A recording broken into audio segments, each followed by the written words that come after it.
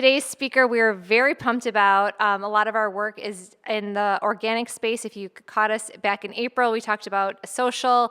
So we're very hyped to learn more about Andrew and all he has to teach us tonight about the meta ads. We'll be taking copious notes. So enjoy, everybody. Welcome, Andrew.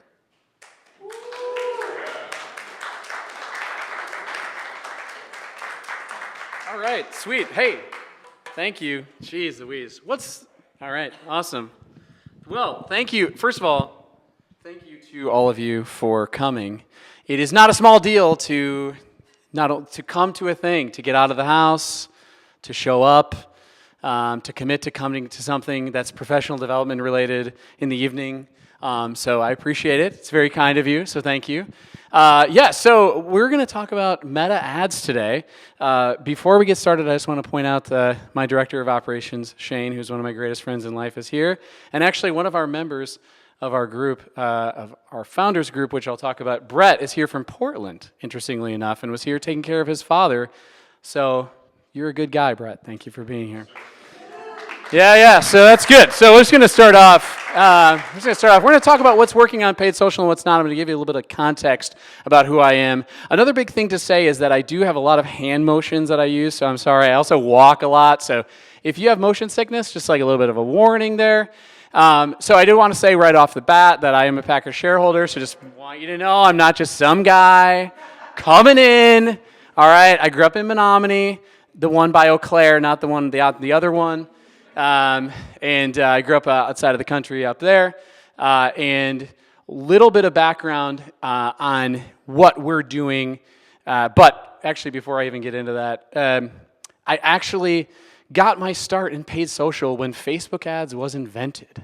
So I actually was working in the U.S. Congress, strangely enough, and helped to change the rule for members of Congress to not just use glossy mail pieces, but to be able to use a Facebook ad. And a Google ad to communicate to constituents. So that's how I got my start in Facebook world, and then I worked for a guy named David Rodnitsky at 3Q Digital and was the original director of paid social. So I have been doing Facebook ads I'm a grandpa in this industry, let's be honest. I've been doing this my whole professional career, essentially, other than when I was in Congress as a congressional press secretary, in what I call now the long fever when I thought I was a Republican. Anyway, neither here nor there. Also used to work for Senator John McCain, so the RNC, I did work at the last RNC. That's a whole other weird thing, which we can get into, but today we're not going to talk about that. Sorry. So what we do now, we have an agency called Foxwell Digital that my wife and I run. Foxwell Digital has been around for 10 years. It'll actually be our 11th year in September. And we, at our height, had 35 clients. What ended up happening, actually, was we had some real work-life balance concerns over the history of the company. And in the first 5 years, we essentially referred/fired our entire client base twice because we were buried and it didn't feel good. And I left a big agency and didn't want to do that again. And so we now have a small little handful of about 7 clients, which is exactly where we want to be. And about 5 or 6 years ago, we pivoted into doing more education. If you've been in the Facebook ads world, you probably have heard of a guy named John Loomer, who was like the OG of Facebook ads knowledge. And I then taught and built courses for John Loomer about 7 years ago and started doing it on our own about 6 years ago. And fast forward, then 3 years ago, we launched the Foxwell Founders membership. And of course, again, many of you been in paid social, so you understand the debacle of iOS 14 and what happened. And I really just felt alone. I really felt like there was all this stuff happening, and D2C Twitter was a Chadverse, and so I was over it and didn't want to be there anymore. So I launched this community to the people that had purchased more than 2 courses from us on Facebook ads, and that was a group of about 21 people, and every one of them joined. And today, our Foxwell Founders membership, I'm proud to say, is a group of 520 digital advertisers from 30 countries around the world, and we spend an average of $300 million a month just on Meta. We haven't done a survey of how much the Google dollars are, but it's probably up there as well. And so we talk about Google ads, we talk about CRO, but we are primarily, we talk about owning an agency, but we're primarily talking about Facebook advertising or meta advertising. So the advice that I give you today is not just the advice of me and our clients, but is the advice of those people in the community and kind of a conglomeration of all of that. Also, the presentation, I'm just going to warn you, leans a little bit heavy on e-commerce because that's the world that we live in. So e-commerce, direct response, Facebook advertising is the world that we live in. So we're talking about what's working. And first we're going to talk about Advantage Plus shopping campaigns. It's a little bit dark, isn't it? I don't know, the orange doesn't look that good, but we're talking about Advantage Plus shopping campaigns. So what are these things? You know, we've heard about them, maybe you're running them. So Advantage Plus shopping campaigns is essentially Meta's answer to Performance Max from Alphabet, right? It is an automated campaign that utilizes AI that doesn't give you a ton of decision-making power, but what it can bring to your account is a further stability. So ASCs at this point in time are really what Meta wants us to be using. They now have taken the Advantage Plus naming convention and have rolled it out across audiences and have rolled it out across images, and they're going to put everything under Advantage Plus. But really what's working are these Advantage Plus shopping campaigns, and if you look across any successful direct response marketing campaign right now with Meta, you're going to see an ASC in there. And we'll talk about some of the things that you can do. Are ASCs guaranteed to work in every single account? The answer to that is not necessarily. But we have started to see ASCs start to work in lead gen accounts. So I know some of you guys might do lead gen. This is something that we have started to see them work in. And we know that they are also, Meta is reworking ASCs for lead gen as well. So sort of two things. You can do a conversion ASC that is for leads, and you can also have a lead gen ASC. That's something that's coming. So it's not necessarily guaranteed to work in your account, but it is something that you would have in every successful account. So what you can do, it depends on which version of Meta you have, okay? So this is always the challenging part.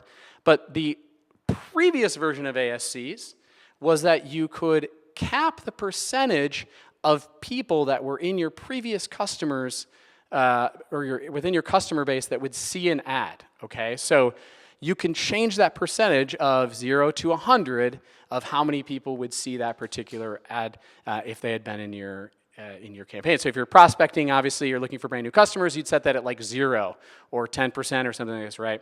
So this is an interesting one. There's certainly nuance to that. I would say that if we talk about what's working, most people, and I'll have my resident experts here verify that I'm not saying anything that's total BS, but the ASCs that we see are working is like most people are going to be setting that at like if you're prospecting, probably like a 10%. Some people would argue you could put it at a 20% to get more signal to the prospecting audience.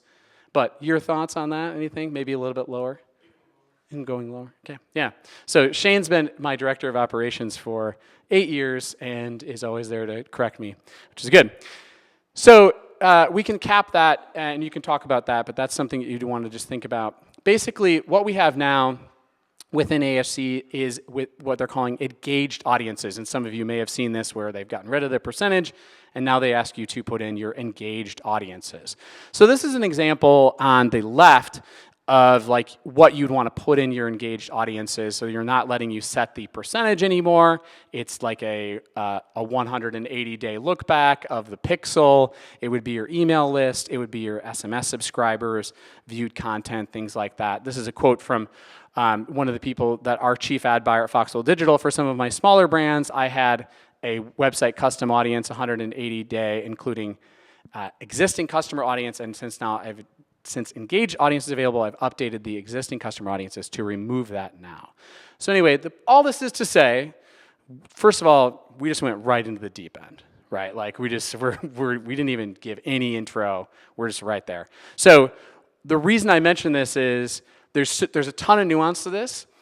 If you have gone, let's say in the last 2 weeks, and you've seen that your Advantage Plus shopping campaigns haven't been working as well, that's normal. They have definitely had a challenge within how they are serving. So we can talk about that if you'd like to in like the Q&A section. But the point is, if you aren't running an ASC, definitely something to include. If you do lead gen and you haven't seen it yet and you haven't tried it, it's worth giving a shot to. So that's the thing about ASCs that I would talk about. A big thing with Advantage Plus Shopping Campaign or an ASC is you want to also have a creative diversity. So you want to have static image, you want to have a video, you want to have a carousel, and or creative angles. One of the things that I think we'll talk about creative diversity that we need to focus on is huge, but having Advantage Plus Shopping campaigns that have multiple types of things in there and allowing an ASC to serve what it wants to who it wants is going to actually be more lucrative and more productive. So, for example, ASCs for some reason right now love carousels. They're really into them, and especially, here's a real nerdy term, if it's a DABA carousel. Your dynamic ads for broad audiences or your prospecting carousel off of your product catalog. So the point is like if you want to have this in there, we audit, because of what we do, we audit literally hundreds of accounts a month, and this is one that we see often. People say, I started an ASC, it didn't work, and it's just like 70 static images. I'm like, number one, way too much stuff, or it's like 20 videos. Like way too much stuff, and and the budget is only $100, so it's only going to serve one of these, and there's not enough creative diversity in reference to the angle or the type. So, how many ASCs should I have live in an account at once? This is an interesting one. I had a person who I regard as one of my favorite ad buyers the other day in our community say to me, I can have a testing ASC? And I was like, you can, my friend. And they do great. So, how many ASCs should you have? I think it depends on what you're spending, of course. And depends on how it relates to your AOV. But let's just say hypothetically you're spending $1,000 a day. You could definitely have 2 to 3 to 4 ASCs if your AOV is in the $200, $100 to $200 area. So, but you do want to try to consolidate as much as you can. I think you'd be better off having one and then a second one for a testing ASC. But you don't need to worry about starting another one. It's not going to compete with it. Any color on that, my friend?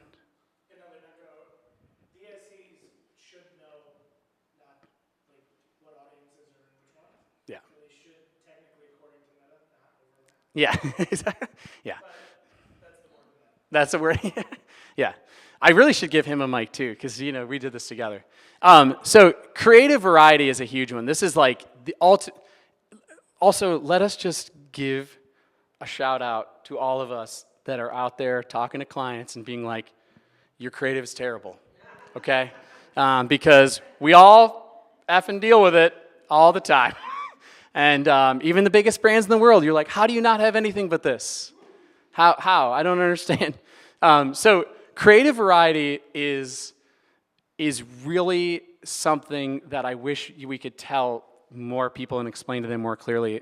But this is something that I've successfully kind of taught in the courses. Creative iteration is scaling, right? As the audience size goes up, your customer relevance is going to be further from that. So you have to have more angles. You have to talk to more people. Meta will find a lane, and it'll find a lane of 50 to 65-year-old women that love those reading glasses. I used to work with Peepers. I was just talking about them. That's why reading glasses are on my mind. So Peepers, we used to just sell the shit out of Peepers. And it would always be that, and we always had only one type of ad. And I was like, or only one type of image. And I was like, what if we tried something else? And they're like, we've never tried something else. I was like, that's why you pay me the big bucks. You know what I'm saying? So, this is a huge part of it. And this is something that is absolutely essential in Meta today. You can't grow on just one creative concept. A client comes to you, why are we not scaling? By the way, I've also been paid and not paid just for fun because it's great to go on to client calls with agencies, and agencies have hired me to tell this as an outside expert to their clients. I've done this to the biggest companies in the world. You may know some of them, one of them rhymes with MoPro. Anyway, and so this is, I'm the guy that's brought in and look good, and I look like I'm an internet person, right? So I'm like, here's the thing. Okay, I've done this, and I'll walk them through this. And actually, really funny, Shane and I used to work with Ryman Hospitality Properties, there's a Grand Ole Opry and Ryman Auditorium and all of Blake Shelton's bars and WSM Radio, and they loved consultants. And they would bring them in, and we would have to break down everything and re-explain it all so much, which is really what got us into education. So anyway, I feel your pain. I remember one meeting we were like, you can't just keep having the same photo of Garth Brooks. That's from like 6 years ago.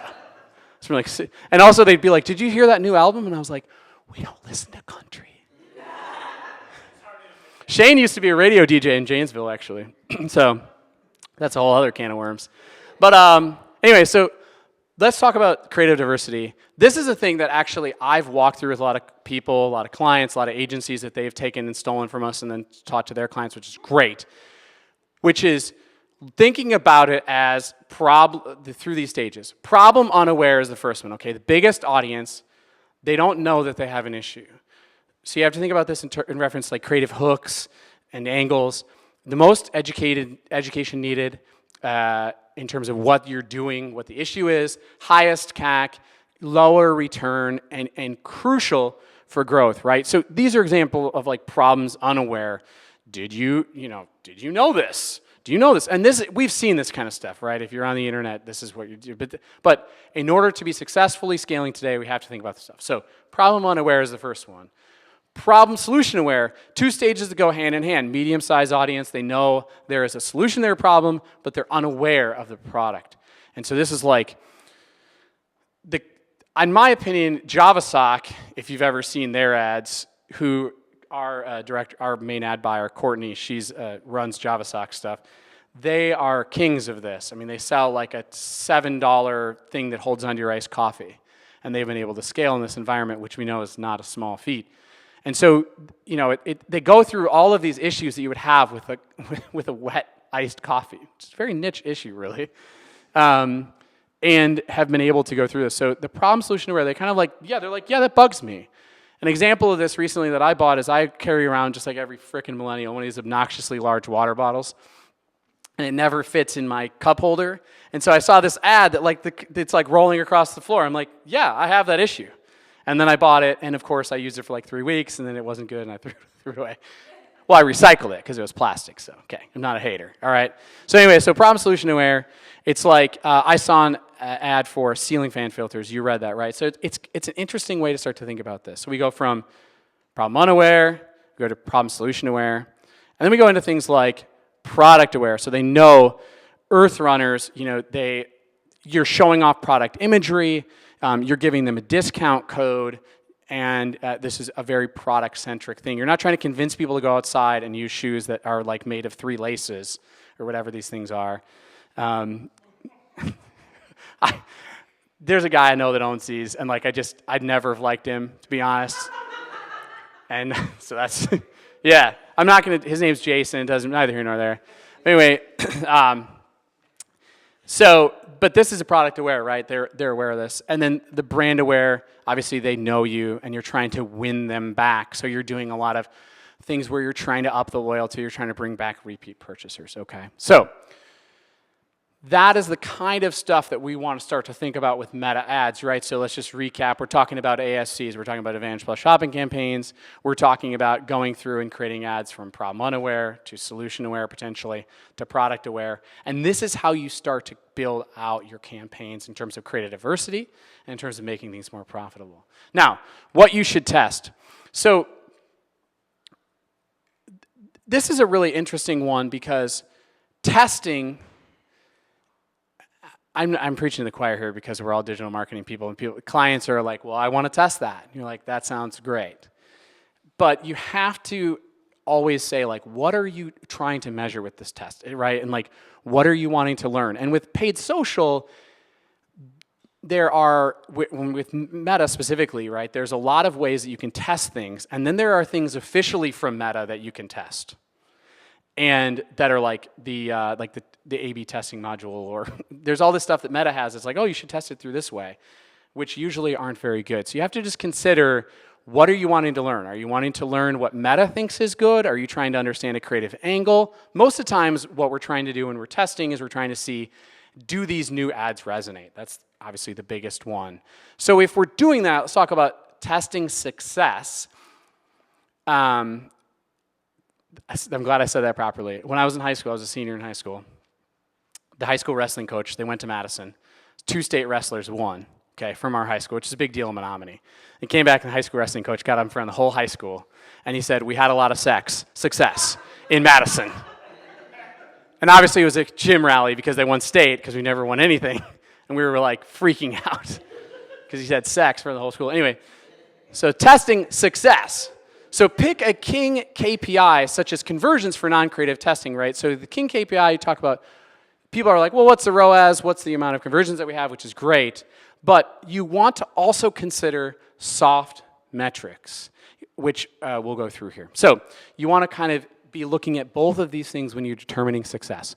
Hard reporting metrics, right? These are the things we're talking about: return on ad spend, we're talking about purchase volume, conversion rate, CPA, AOV, right? So these are the ones we're focusing on, and then we're also going to be looking at soft reporting metrics. This would be things like the hook rate, the hold rate, the percentage of watch time.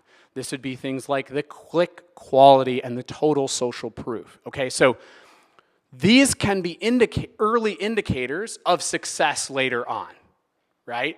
And so when a client comes to you and says, we want to test, make sure that you're also considering, in terms of looking at these, what's working. These are the things that are working, to be able to determine what you're going to move forward with.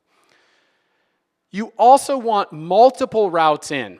I audited an account last week. They're spending $100,000. They're doing $100,000 a month. They're doing tons of creative testing. It's going great. They sell hats. And they're sending all that traffic to one LP. And I was like, that's hardcore.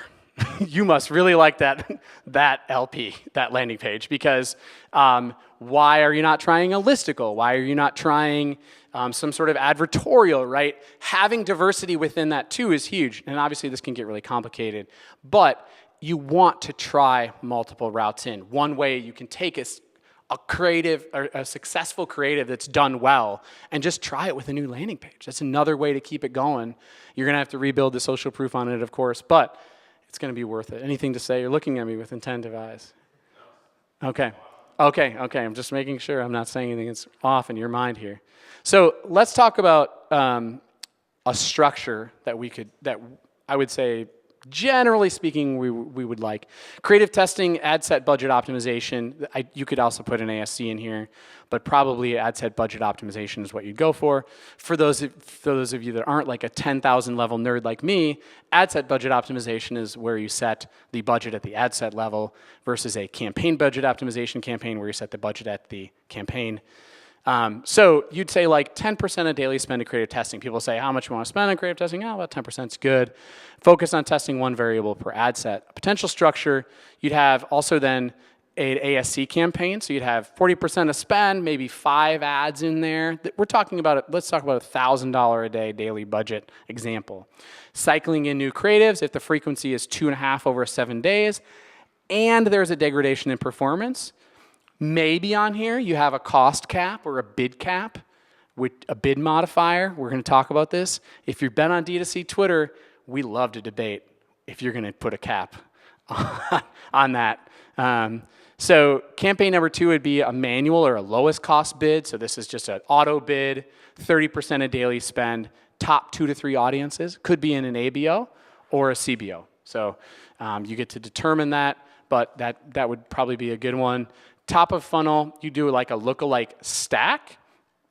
So this would be high value lookalikes. So people that have purchased more than once, these would be people that have visited the site a number of times and converted, and you're creating lookalikes from that.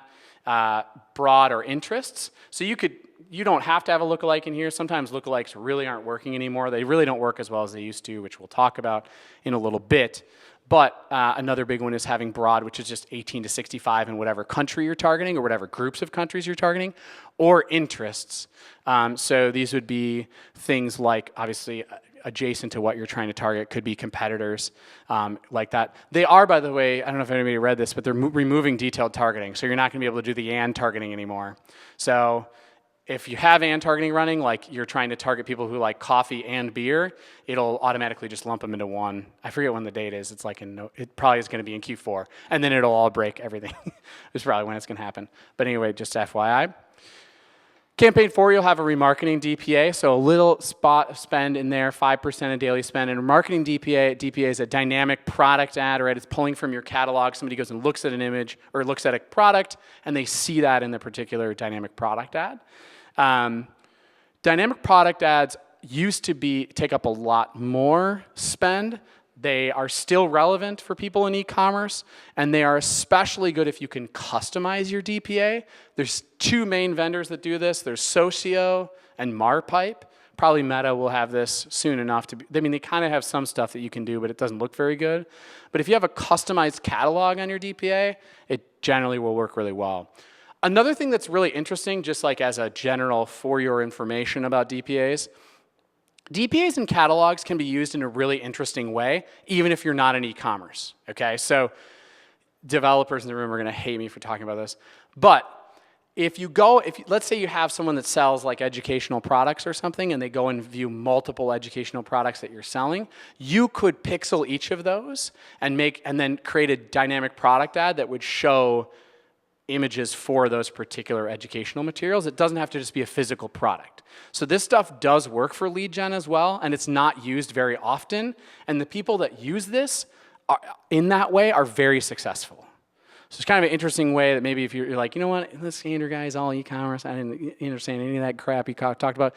But we have this one client that does lead gen or something like this could be a viable thing for you using a catalog in an interesting way. It's not that, it's much easier than it used to be. It's not that complicated, not as complicated as it used to be. So attribution alignments and everything, interesting thing. Of course, a lot of you that do Google ads, you understand this. I mean, you have to make sure that you're using the same attribution window across ad sets, or you're literally going to drive yourself mentally insane. So just make sure that you're lining those things up. We recommend, if you haven't tried it, going to the default on Meta is a 7-day click, 1-day view. We recommend going for a 7-day click and lining all of those up as a 7-day click. Generally, it will produce higher quality customers because the 1-day view people, the people that come in and then don't buy, are just not that quality. And so it's optimizing off of those. And over time, it's kind of putting false conversions in there to optimize off of. I'm gonna take a drink of water. Any comments, Peanut Gallery? I would just say, related to the catalog piece for products, just know that you can't have non-physical products in shops, which DPAs usually connect to Facebook shops, just in case. That's true. That's a good point. Yeah. So it can't be utilized in that sense, but for lead gen and service-based products in the DPA, it actually works really well. Yeah, we'll talk about shops in a second. Yeah, but that's a good point. So another thing, in terms of what doesn't work, too short of a testing timeline, right? So people say it doesn't work after 3 days. We made some bid adjustments yesterday on something, and a client obviously slacked Shane and I today and was like, hey, what's going on? I'm like, dude, please. How many times have we had this conversation? Okay, we got to give things Meta like 7 days minimum right now, okay? So you just got to give it a little bit more time. So what's not working? Hyper-targeting audiences. Remember the days we used to just have those 11,000 people audiences or whatever? It was the best. Now, not the case. Just can't do it anymore. We're all about I used to pull up accounts that'd be like 20 ad sets or 20 campaigns. Not the case anymore. So you really want to look towards consolidation in terms of consolidating the number of campaigns and having bigger audiences generally. You'll be more successful. Too many variants. You can test so much in so many different ways that you have to make sure that you are considering the statistical significance. That's obviously a loaded term in our industry. What I mean by that is you want to just be smart about how you're going about building out the campaigns, all right, to not have too much stuff happening where you learn nothing. Creative inaction, obviously we talked about this in terms of what's not working, or we talked about it, creative action being what's working, and now we're talking about inaction being what's not working. This is a real common one, and if you need help in this, we actually have kind of like scripts that I can send to you. So you can feel free to email me, andrew@foxwelldigital.com, about like how to talk to clients about like, hey, we need more creative. Measuring on Meta only, most people that are successful right now are measuring on, you're going to look at Meta, and then you're also going to look at some third-party tool, okay? Surprise, it's not GA4 all the time. We in our industry are mostly utilizing, people use Triple Whale, or they'll use something like a Northbeam to measure the conversions that are coming through on a daily basis. They have a proprietary pixel, each of them. Some people that are really big use Rockerbox, so it depends. But you have to kind of look at multiple sources to actually figure out what's working. Another one that's notable is, I'd say 90% of our industry uses a software called Motion, which is a creative analytics software. So you start to look at those metrics like I pulled up of hook rate or hold rate or average watch time, and you're going to look at, most people are looking at like, they'll open their campaigns, they're going to look at Triple Whale, they're going to look at what Motion said, and then they're going to look at Meta, and they're going to make the optimizations off of that. So you could throw all that away and say, I'm just going to look at Meta and still be successful. You don't absolutely need those things. And Triple Whale does have a free plan now, which is really nice. But it's going to make your life a little bit more confusing. So what doesn't work is effectiveness of a single lookalike audiences has decreased. Back in the day, we had lookalike audiences built off of the purchase event, which was the backbone of every e-commerce account, and it was the best. And those days are gone, unfortunately, because of iOS 14. So try interest stacks. So try stacks of lookalikes. So basically, building out these lookalikes and putting them all together can be successful depending upon how you're building lookalike audiences. Let's talk about D2C. Let's talk about Twitter for a second and complicated bidding. So just a real quick piece on this, because I think I'd be remiss to not talk about this to an audience about meta ads. There's like the default bid, and then you can use what's called a bid cap, which means that you set it at an amount and it does not go above that. And then there's a cost cap, which is a bid that you set it at $100 and it finds conversions in that range based on the day, okay? There are people on D2C Twitter, if you go on this, it starts to confuse everybody, and they basically are like, some people are like, we only use cost caps. So they say, we only use bid caps, and other people are like, we only use auto bid. The point of doing these things is to try and experiment. So if you have a big prospecting campaign that's to a really big audience, try a bid cap. See if it works. It's going to choke the volume, but it will give you results under a certain amount.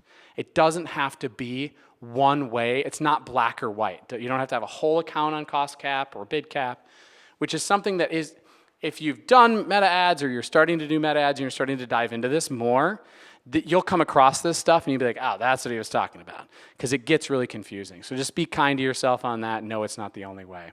Where most folks get led astray, right? 2 weeks ago, Shane and I were in a client meeting, and the client was like, what if we changed the background on the image from blue to like a purple? I was like, I'm going to be honest with you, that is not a big swing. And we only take big swings here, okay? And so that's what we're trying to think about, is like the minute details in creative, you think too small. So try to take really big swings, things that are off the wall that you would have never thought. I was almost said off the chain, which is kind of cool. But they would have never thought of before, right? Consider the big swings that you want to try to go for. Getting lost in reporting, this is a huge one. Make sure that you're talking to clients about what they're looking for and what you're going to deliver to them, and make sure that you've agreed on that, because I see so many of us in agencies or that are in brands, and we spend so much time sitting in reports and in meetings explaining the reports, and it's the worst. So we don't need to do that. So make sure that you agree on this beforehand, the things that are truly driving business results. One of the example of this is a new customer CPA. That's a great metric. Let's focus. If you focus on nothing else, let's focus on the new customer CPA, right? And if you have a great reporting team, then you're lucky, but a lot of us don't. So just thinking about that. And I think not thinking like marketers is also something that holds us back. In the early days, you used to be able to throw up a landing page or throw like an ad to it, and you'd get like a 7x. And it was awesome. You just can't do that anymore. So things have to be better. You have to start thinking like a marketer. This is really for meta advertisers, and this is a slide. This isn't me like my ego being like, you need to do this. This is literally a slide for me too. I have to remind myself of this all the time. You have to go back and be like, wait a second. If you click from here, the continuity between the ad and landing page makes no sense, right? So walking through your own funnels, right, is an example of this. Walking through the funnel with your client. Having other people go through it and be like, oh yeah, that makes sense. So that's the kind of stuff that you have to start to think about when thinking like a marketer. Consider the awareness levels of the audience and tailor the ad copy and creative variety accordingly to resonate more effectively. That's kind of a further step of what we've talked about. And relying solely on meta is really something that is not going to win for you long term. Used to be that you could be primarily on meta and you would be okay. Now, most people are going to be, the people that are truly successful in scaling are going to be on Meta, Google, they're going to have an email program running, and they're going to probably have Amazon running, or maybe not Amazon yet, but they're thinking about it. So it is truly a game where you have to have something else going, and just Meta can serve as a powerful arm, but if you put too many eggs in that basket, it's going to be really challenging to truly achieve the scale that you hope to get to. So that was, I don't know how quick it was, or if maybe it was too long. But I'm happy to answer questions with these bozos. So Brett is actually the technical partner of our group and runs a company called Pixel Hero, or Tag Hero. Sorry. It's a little hot up here, I'll be honest. And also runs an agency and is a member of our community, was one of the first 50 members. And Shane's obviously just Mr. Shane. So we can answer questions, or I don't know, what do you want? Do we want to do like a Q&A thing? Okay. So, what percentage of revenue should be spent on creative? Yeah, somebody actually asked us in the community today, and the answer was I think it was 20%. And I think it depends on the client, obviously. First of all, great marketing answer. Depends. But I do think that it depends on the client. I think it depends on what they have. A lot of folks don't have what we've talked about. They don't have the creative variety. So when we get brought in to look at an account, and we get brought in to look and audit it, the number one thing that I would spend money on, I always think, I'm sure a lot of you feel this way too. I feel that our duty is a fiduciary, right? We're going to run this the way you would. So I'm here. I'm like, look, we really don't have enough to get in to truly try to get scale and to find new customers. So I think probably it's, a lot of those folks, it's going to be in the 15 to 20. Especially if they're a meta forward spender. If there's somebody that's dabbling in meta, if there's somebody that's like, we're going to try some Instagram again and it's, taken up of the overall media budget, 20% or something, I think you could, or 30%, you could get away with less to try to test and try to incrementally get there. But if you really want to try to compete against whatever other people are doing, I think it's probably in that area. That's. You think that's an accurate answer? Yeah, I think up to 20%. I think the depends comes into what you're spending on the platform, right? If you're spending $100,000 a month, and you're not willing to spend at least $1,000 to put into creative, you shoot yourself in the foot to save a dollar, essentially. And so, do you need to put $20,000 into that creative? Maybe not, but probably at $100,000, 10% of that going to effective creative, right? Facebook has continually said that brands that succeed on platform are putting out at least 11 times more creatives than other brands, and so you have to sort of, even if you're dabbling into TikTok, you're having to put this creative out. You need to be able to overcome the churn and and be able to do creative iterations to test and try. Yeah, and of course, we didn't even talk about whitelist. We didn't even talk about whitelisting, right? In reference to creative diversity, that's a whole other can of worms in terms. I would put that under that creative budget. The one thing I do want to say is the reason I'm asking these guys questions. You might think it's odd. I know, because I've been doing this literally since these things were invented, that I know nothing. So I know the more that I do this, the less I know. So that's why I'm always wanting to make sure that there's a bigger perspective to what I'm talking about, because it can depend on the brand, it can depend on what, and the way different people think about it. So that's why I'm asking, just for context. I'm just doing one real quick to your question too. There's like production creative, like when an agency is actually producing, and then there's stuff like UGC, or like UGC is kind of like overused now, but like some of it's scripted and produced. It's not actual customer testimonials. A lot of times those costs will pass directly through. Like an agency will coordinate and script and produce those, but then pass the cost for like the actors and the creators directly through too. So you have to account for that in that overall budget. It's not just like statics you're producing, it's that whole mix of what you're producing, and there's some other costs associated with that. Yeah, I mean, there's members of our community that they've shifted from media buying, that all they're doing now is creative production. And one of the people I'd recommend following, if you don't, is a company called Fireteam. There's a guy named Jess Bachman who runs Fireteam, another guy named Matthew Gattosi who runs a company called Good O Studios. And their packages, I think they're like $5,000 a month, $5 to $10,000 a month. And essentially what they do is they sit down and it's like consumer psychology. I mean, they'll sit down and identify issues and problems people didn't know that they had, and start to build creative to address those within the stages of the funnel or like of awareness that we were talking about. So, yeah. Why did you decide to do like click-only based attribution? Because I think about that all the time. And give it a video. Yeah. When did Bring it up literally all the time. when did we? You annoys me so much. Because I feel like it just gets so confusing. It feels like a lottery if you have multiple campaigns.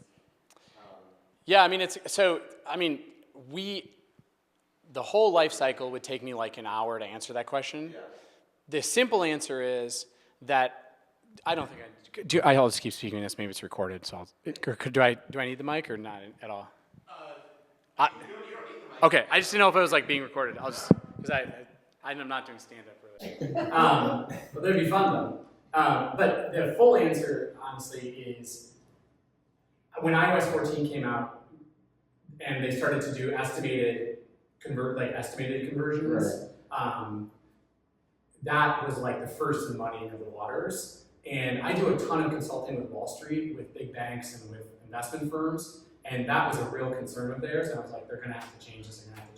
And they haven't necessarily changed it, but if you talk to Meta, if you talk to people on the Disruptors team, they'll be like, hey, you should be optimizing for click, because ultimately it is going to bring you more quality. Even with video and everything. Even with video and everything. Now, it depends on if you're running video view, for example, Yeah. and if you're running video view, and like that's the objective you're going Right. for, not the setting of the attribution setting. Yeah. Then like if video is living in your funnel and you're going to remarket off of a 75 or 95% video view, that's a whole other can of worms. You can go for a video view. Yeah. This is specifically talking about the attribution method at the ad set level. Yeah. I'm talking about like going for the click. And so basically, about 3 years ago, we started to really like test and in the community talk about, are we going to do 7-day click, or are we going to do 1-day view? Yeah. And now we actually just in the last like 2 months have seen 28-day click come back and be able to actually report on a 28-day click with actual meat behind it.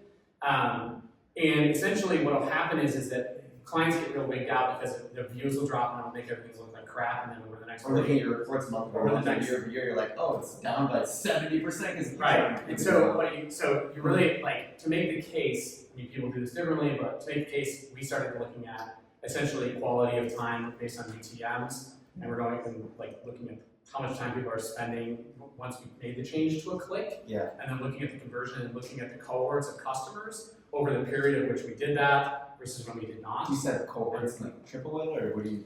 Yeah, just hands, or? Yeah, you can either way, Okay. depending on how you want to do it. Yeah. And Or looking at Shopify or something? Shopify, Yeah. you can do it. Especially with other stuff. So anyway, so that's how that's like how we started to go for it. Yeah. So we'd like make the case. And my thing always to clients was like, if it's worse, then I'll admit the mistake and I'll pay part of the bill.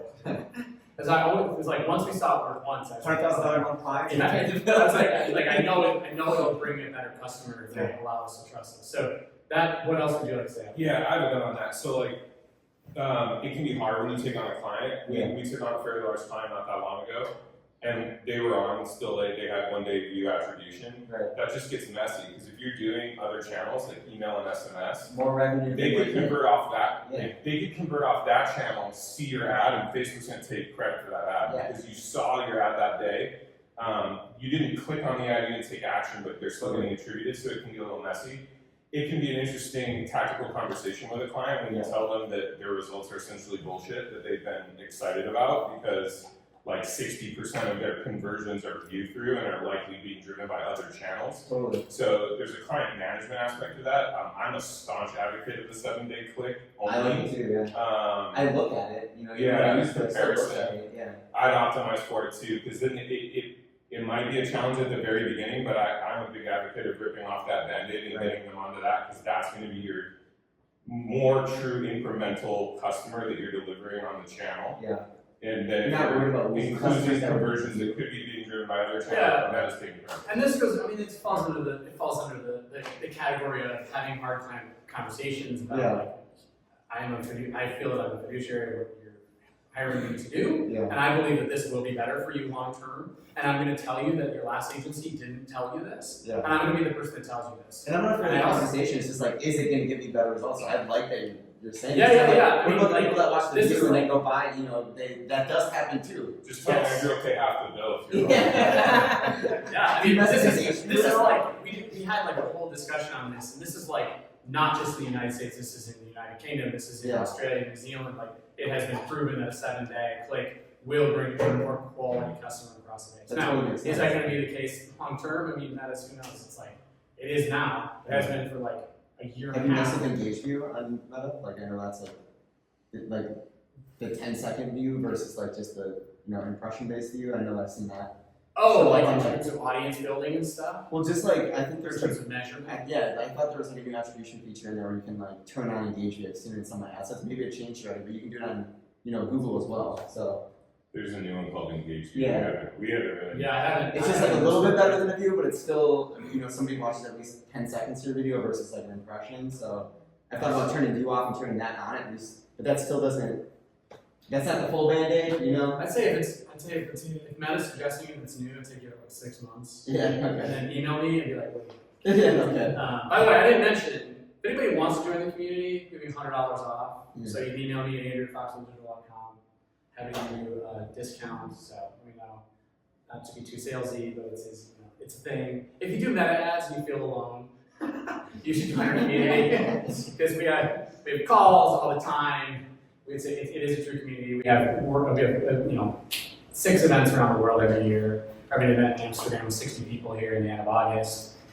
So you get to come to fun places and hang out with people that do what you do and feel less alone. If you want to have validating conversations like this. Yeah, absolutely, every day. Yeah.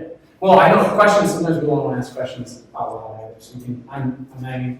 Ready to try. Okay, we can just keep firing away. I guess I do have this question. So if you had to rank in impact these factors with meta ads campaign, so bid strategy, targeting, the ad itself, and then the landing page, like the weight that has in terms of And we're not talking, creative's not on that list. in creative. Yes. Okay, so creative's number 1, 100%. Then the ad creative. The ad creative is 100% number 1. And I would say probably the second one is the landing page. I think people ignore that a lot. I know I did, honestly. I mean, because we got spoiled. You know, I mean, Shane and I ran the Facebook ads for blenders I wear pure Vita bracelets. I mean, everybody saw them, I feel like, forever on Facebook. And we used to run it to one landing page. Now it's not the case. You know, we have to have multiple landing pages that are educating the customer, that are talking about different pieces of it that we can bring them through the funnel more completely. So I'd say that's probably the second one. Yeah, I think our biggest thing we're finding, like in accounts we're managing, it's definitely creative that has specific messaging, and then the landing page that aligns with that message, whether it's focusing on a feature, a benefit, or some sort of lifestyle focus, and then aligning that landing page to have that, whether it's a listicle that's listing out, those benefits of why dads need X, or You know, Yeah, we all need. but I guess, I walked through that one, I did not We expect. need a lot of Speaking of actually, I saw a Tesla on Friday at 94. Ooh.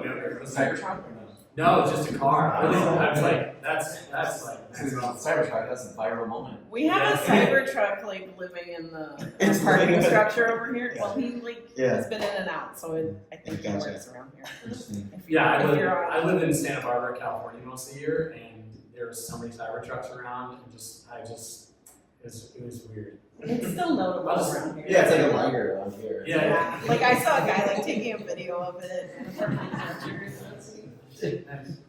Yeah, well, honestly, I really appreciate you guys all being here. Some of you probably forced to be here, so.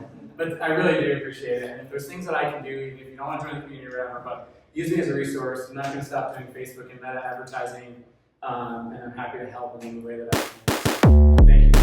Let's give it up for Andrew.